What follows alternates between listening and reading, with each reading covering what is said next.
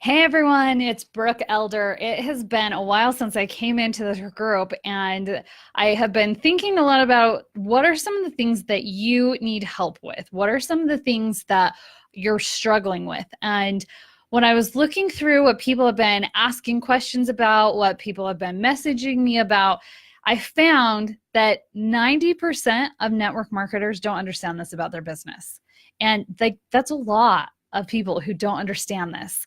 So I wanted to teach this concept to you today about what you're not getting about building your business. And maybe it's that you are trying to get recruits, or you're not getting the customers, or you're not getting the sales you want. My guess is it's because of this one thing. And what this one thing is you caring about your numbers and yourself instead of caring about bringing value to others. I had someone ask me, what is the best Facebook post that I can put together so that way I can get a recruit?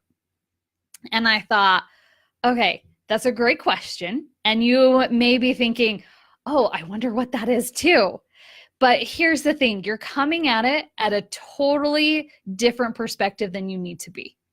Because it's not about what is it that I can do to get a recruit? What is it that I can do to get a customer? That's not what this is all about.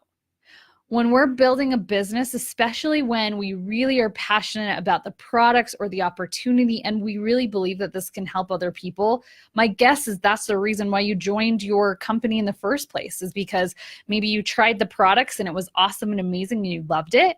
And so you decided that you wanted to share that opportunity with others. And we need to get back to that place of where we want to serve other people.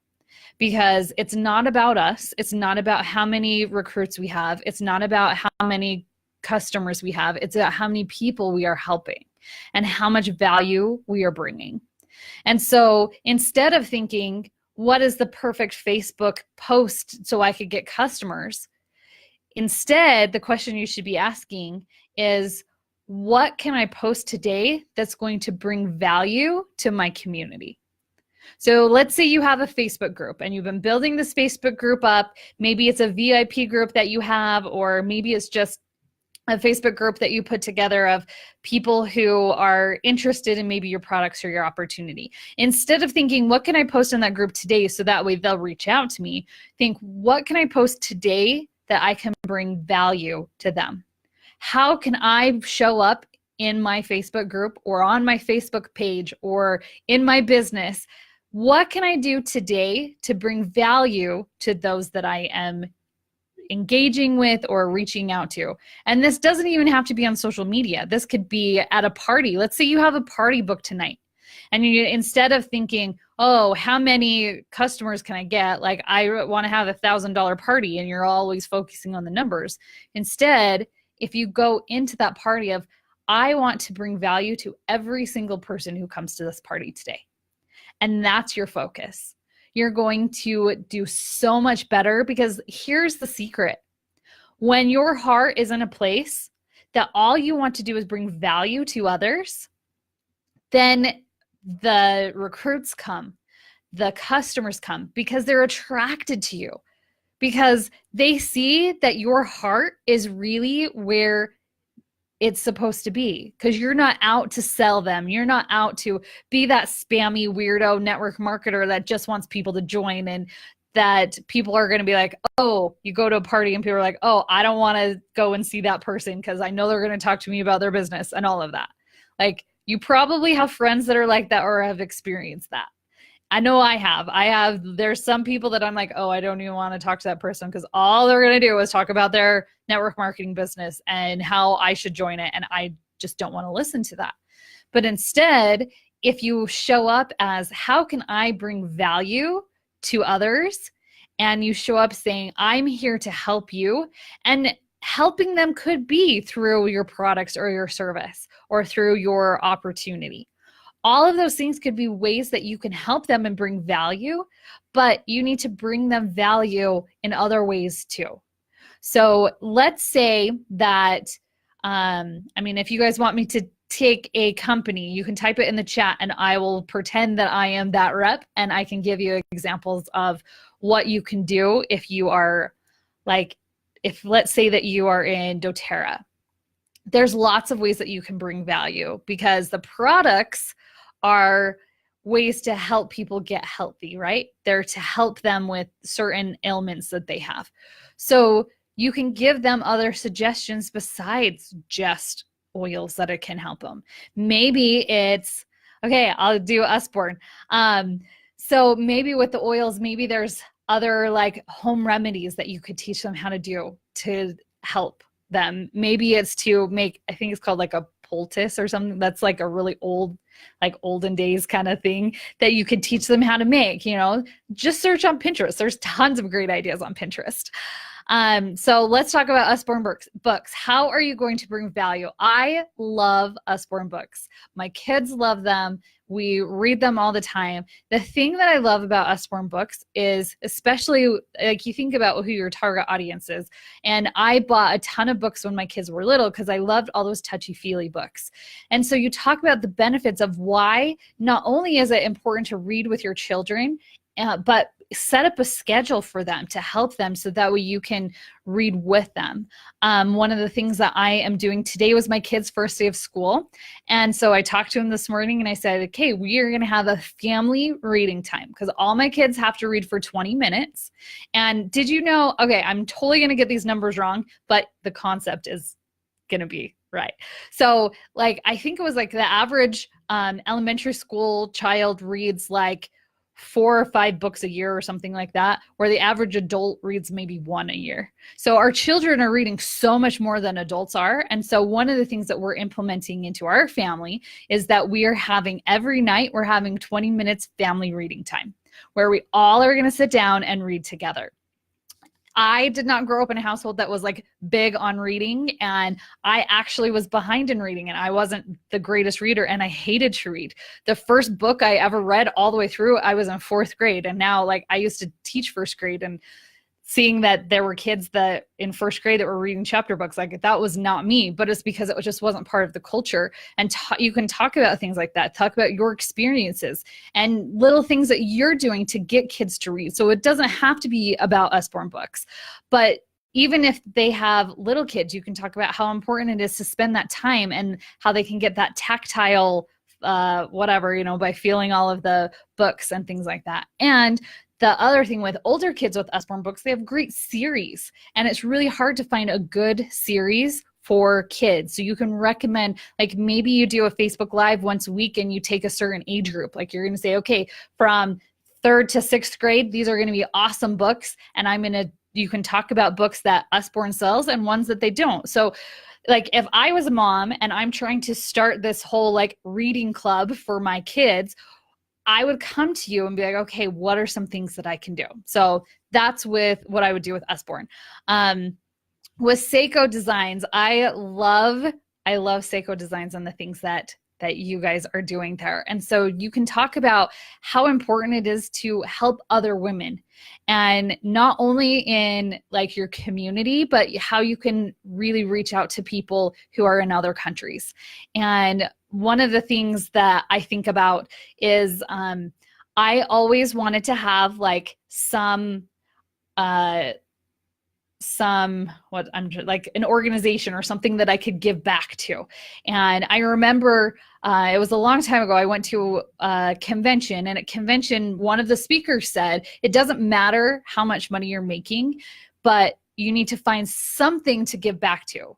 So find some sort of organization to give back to. And with Seiko Designs, like you're doing that already. And I thought, well, I would love to go to Africa and build schools or do things that could go and help other women to really create these amazing businesses. And really, it's changing the lives for their families. And you can do that through supporting people in buying the jewelry and things from Seiko Designs. So I love that. You can talk about think how else can you bring value? Well, a lot of it is with Seiko Designs is jewelry and stuff. So this goes to anyone that is in like the jewelry industry. You can talk about things to wear on date nights, and you can show different pieces of how this is going to help them and benefit them. I was someone who I really am not that great when it comes to jewelry or makeup. Like that's kind of the same thing. That's why people in like Unique are doing so well at doing all these Facebook lives on look at all these different looks that you can do, because they're bringing value. And that's why they're successful, is because they're bringing value to other people. They're saying, oh, you have a date with your husband. Let me show you how to put your makeup on. And if you're doing jewelry and things like that, you can say, oh, you have family pictures. I mean, how many of you, I mean, most of the people that are on here are women. Like, how many of you hate family pictures? I hate family pictures because I don't know what to wear. I don't know how to coordinate my family. Like, I don't want everyone to be like super matchy, like everyone in white shirts and jeans. Like that was kind of like the big thing in the 90s, you know, like I don't know how to do all of that. But if you had someone that in a Facebook group, like their thing was to be able to sit down with you or show you, look, here's different outfits you can use, or here's how to match your jewelry with what you're wearing. Like, that's an amazing thing. That's something that you can bring value. So you're helping them in these little problems that they have in their life. And when you do that, they're going to like you. They're going to want to follow you. And then when you start talking about, oh, I love these earrings. These earrings are amazing and they go with this and this and this. And I love that you can dress them up, dress them down. They're going to want those earrings and they're going to want to buy them. So that's how you can talk about your products, where you're doing value, you're giving them value, but then you also are going to get sales on the back end, because that's not, your whole thing is not, how can I get someone to buy these earrings? Your whole purpose is, what can I do to help other people? How can I bring value? And how can I just make people's lives just a little bit better? I mean, I know the first time that someone taught me about concealer, it was amazing. And that changed my life just because I figured out what concealer was and how to use it.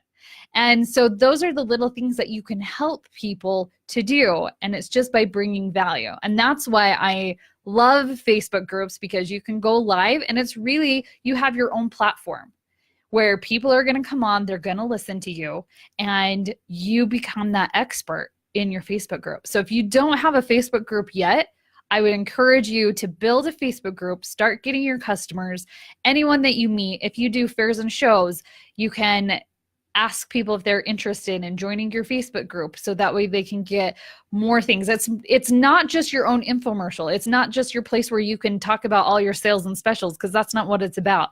It's about bringing value, because you want to always be bringing value no matter what you're doing, at shows, at home parties, whatever it is, you need to be bringing value. Yes, I have helped many people with Thrive Life.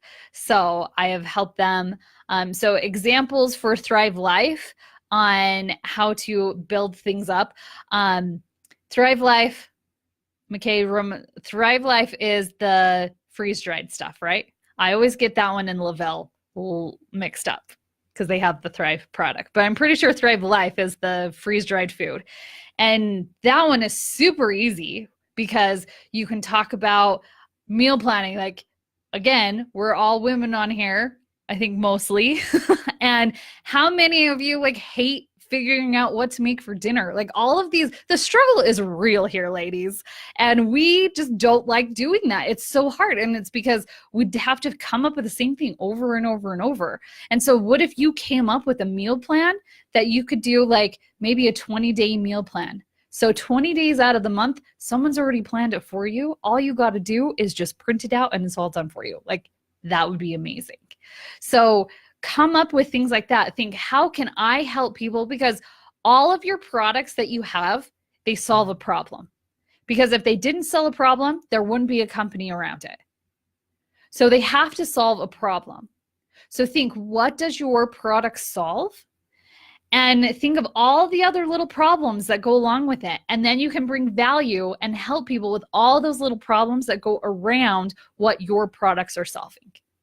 And it really is like, you just think about yourself as a detective and say, what are my audience? What are they struggling with? And how can I show up to bring value?